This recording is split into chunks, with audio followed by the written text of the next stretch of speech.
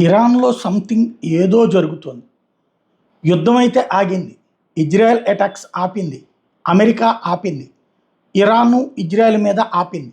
అంతా బానే ఉందనుకుంటున్నటువంటి సందర్భంలో ఓ పక్కన మధ్యప్రాచ్యాన్ని వణికిస్తూ మళ్ళీ వీళ్ళిద్దరి మధ్యన యుద్ధ వాతావరణం ఉంది అంటూ ట్రంప్ హెచ్చరించడం ఒక ఎత్తైతే, తాజాగా కొద్దిసేపటి క్రితం ఇరాన్‌లోని కొమిన్ క్షిపణి స్థావరంలో పేలుడు సంభవించింది.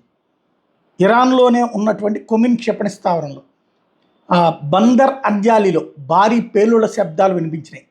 అంటే అలాగని ఇజ్రాయెల్ ఏమన్నా మిస్సైల్ దాడి చేసిందా, యుద్ధ విమానాలు దాడి చేసిందా అంటే లేదు. బట్ ఇక్కడే జరిగినాయి.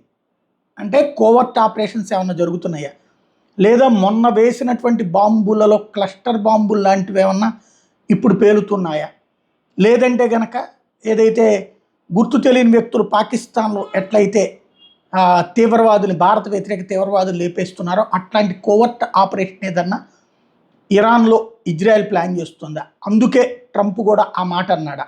చూడాలి.